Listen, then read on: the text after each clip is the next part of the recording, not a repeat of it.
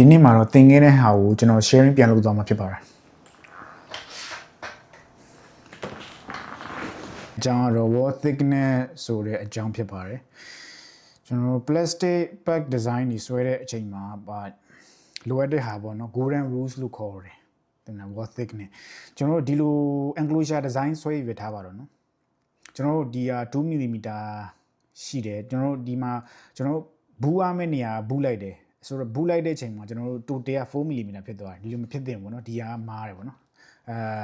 constant wall thickness မဟုတ်ဘူးဥပမာဒီဟာကိုပဲကြည့်လိုက်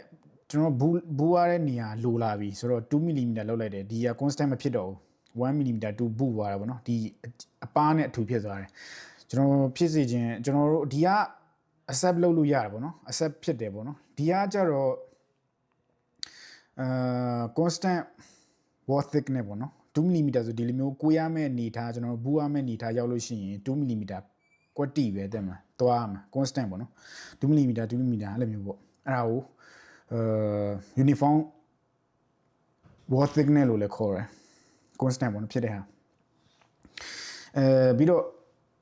ကျွန်တော် enclosure design နေမှာဒီလိုမျိုးကွေးတဲ့နေရာပါတယ်ပေါ့နော်အဲ့မှာ fillet ချိုးကြတယ် fillet ချိုးလို့ရှိရင်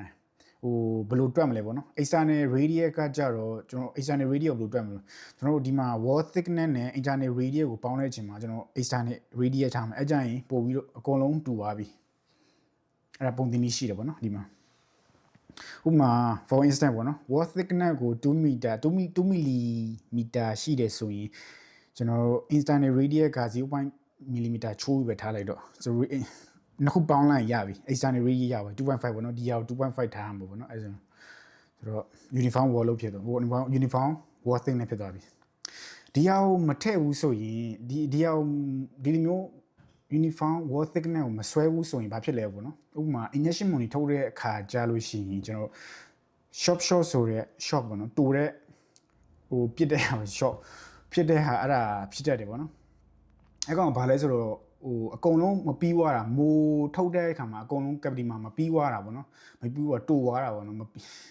ထုတ်တဲ့အောင်တိုွားတာပြီးတော့ဘာဖြစ်နိုင်လဲဆိုတော့ segment တွေဖြစ်နိုင်တယ်အမာရွက်တွေပေါ့နော်ဒီလိုမျိုးအထူဒီနားလေးမှာဖြစ်နိုင်တယ်အထူပါမညီတဲ့ပေါ့နော်မညီတဲ့အတွက်ပြီးတော့ weak point တွေဖြစ်နိုင်တယ်ပြီးတော့ကျွန်တော်တို့ပတ်စံကုန်နိုင်တယ်ပေါ့နော် extra material ပါတဲ့အတွက်ကြောင့်ကျွန်တော် extra cost ပေါ့နော်အဲ့ဒါတွေဖြစ်နိုင်တယ်ပြီးတော့ stress consideration တွေအဲ့ဒါမျိုးတွေရှိသေးတယ်အများကြီးပဲဒီနေ့သင်ယူခဲ့ရတဲ့ဟာကို sharing လုပ်တာဖြစ်ပါတယ်အကျိုးရှိမယ်လို့မျှော်လင့်ပါတယ်ဒီနေ့တော့ဒီနောက်မှာ break ကြတာပေါ့